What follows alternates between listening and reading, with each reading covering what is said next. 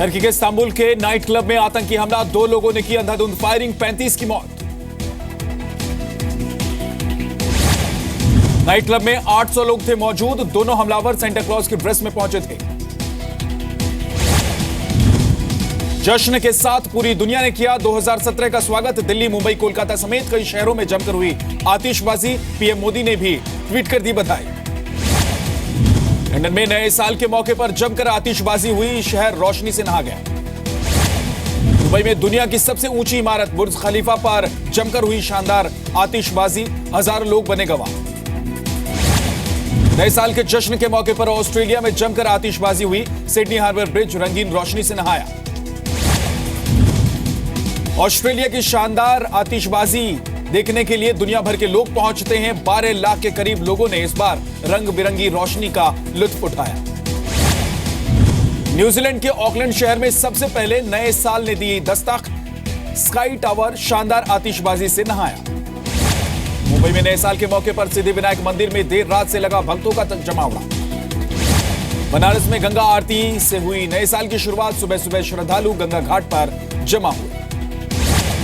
नए साल के स्वागत का जोश चंडीगढ़ में भी लोगों पर दिखाई दिया, म्यूजिक बीट्स पर लोग घंटों तक थिरकते रहे, बिना थके लोगों ने नए साल का स्वागत किया। नए साल के स्वागत में बेंगलुरु भी पीछे नहीं रहा, चर्च स्ट्रीट में देर रात तक सैकड़ों लोग जुटे रहे।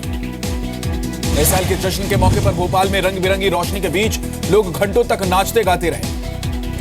चेन्नई के मरीना बीच पर हजारों लोगों ने एक साथ नए साल का स्वागत किया और एक दूसरे को बधाई दी।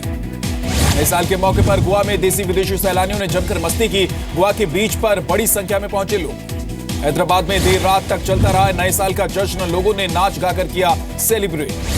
नक्सल प्रभावित दंतेवाड़ा में भी नए साल का जश्न, फौजियों ने नाच गाकर किया नए साल का स्वागत। न्यू ईयर के जश्न के लिए बीती रात दिल्ली में कड़े सुरक्षा के इंतजाम, कनॉट प्लेस में 1240 ट्रैफिक पुलिसकर्मी लगाए गए थे। दिल्ली में रात भर जगह जगह वाहनों की हुई चेकिंग, शराब पीकर गाड़ी चलाने वालों का चालान किया गया। आज सुबह 11 बजे से लखनऊ के जनेश्वर मिश्रा पार्क में होगा समाजवादी पार्टी का राष्ट्रीय अधिवेशन, कुछ अहम प्रस्ताव लाए जा सकते हैं।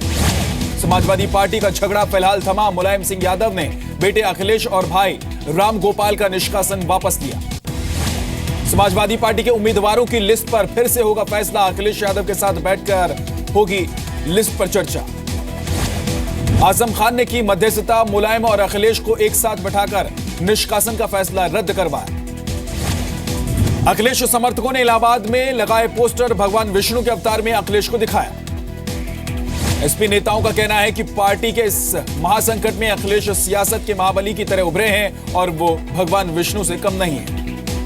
2016 के आखिरी संदेश में पीएम मोदी ने दिए किसानों को तोहफे, बुआई के लिए कर्ज पर सरकार भरेगी 60 दिन का ब्याज। पीएम आवास योजना में शहरों में घर लेना होगा और आसान, कर्ज पर ब्याज में भी 4 से 3% की छूट की पीएम ने घोषणा की। बुजुर्गों की जमा राशि पर 10 साल तक के लिए 8% का ब्याज दर और गर्भवती महिलाओं को 6,000 रुपए की सहायता राशि की भी पीएम मोदी ने घोषणा की। कांग्रेस ने पीएम मोदी के भाषण को निराशाजनक बताते हुए कहा कि वो नो डेडलाइन, सिर्फ हेडलाइन वाली बातें कर रहे हैं। नोटबंदी के खिलाफ कांग्रेस देश भर में आज से करेगी प्रदर्शन, 3 चरणों में होंगे प्रदर्शन। आज से बढ़ी एटीएम से नोट निकालने की लिमिट, रोजाना 2500 की जगह 4500 रुपए निकाल सकते हैं। हफ्ते में नोट निकालने की सीमा में कोई बदलाव नहीं, बैंक में और एटीएम में कुल मिलाकर 24,000 ही रुपए आप निकाल सकते हैं। नोटबंदी के बाद से मुंबई में आई चोरी और सेंधमारी में कमी, पुलिस के मुताबिक दिसंबर में कम हुई वारदात। रोज वैली चिटफंड घोटाले में गिरफ्तार टीएमसी सांसद तापस पाल, 3 दिन की सीबीआई कस्टडी में, जमानत अर्जी नामंजूर। अरुणाचल प्रदेश में बीजेपी ने बनाई सरकार, सीएम पेमा खांडू समेत पीपल्स पार्टी ऑफ अरुणाचल के 33 विधायक पार्टी में शामिल। राज्यसभा सांसद डॉक्टर सुभाष चंद्रा ने शनिवार को हिसार में स्थानीय लोगों से की मुलाकात, कहा वो राजनीति में लोगों की सेवा के लिए आए हैं। नए साल की शुरुआत से पहले छुट्टी पर गए राहुल गांधी, ट्वीट कर कहा अगले कुछ दिन यात्रा पर रहूंगा। नए साल के मौके पर जम्मू में माता वैष्णो देवी के दरबार में बढ़ी श्रद्धालुओं की भीड़, पिछले 2 दिनों में 60,000 से ज्यादा श्रद्धालु पहुंचे। आज से पूरे देश में इमरजेंसी सेवाओं का एक ही नंबर होगा। पुलिस, एम्बुलेंस और फायर डिपार्टमेंट जैसी सेवाओं के लिए आपको सिर्फ 112 नंबर डायल करना होगा। दिल्ली पुलिस में 15,000 नई भर्तियों के प्रस्ताव को केंद्रीय गृह मंत्रालय की मंजूरी, अब वित्त मंत्रालय का इंतजार। दिल्ली सरकार ने आग की वजह से जलने वाली झुग्गियों का मुआवजा बढ़ा दिया है। 5,000 की जगह अब 25,000 हुआ मुआवजा। जौनपुर के बादलापुर में एक पेड़ से लटकी मिली महिला की लाश, पुलिस ने पति को गिरफ्तार किया। नागपुर रेलवे स्टेशन पर आरपीएफ ने दिल्ली से तमिलनाडु ले जा रही 2 करोड़ की शराब जब्त कर ली। नए साल के जश्न में होनी थी इस्तेमाल।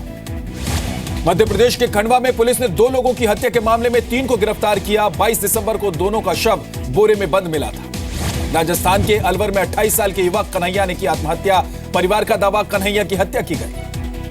महाराष्ट्र के चिपलूण में वन विभाग का छापा, 35 लाख का लाल चंदन जब्त किया गया। आज से महंगी हो जाएंगी मारुति और हुंडई की गाड़ियां, 2% बढ़ेंगे दाम। पंजाब के बठिंडा में जीटीवी के सारेगामापा लिटिल चैंप्स ऑडिशन में 5 साल से लेकर 14 साल के बच्चों ने हिस्सा लिया। फाइनल राउंड अमृतसर में होगा।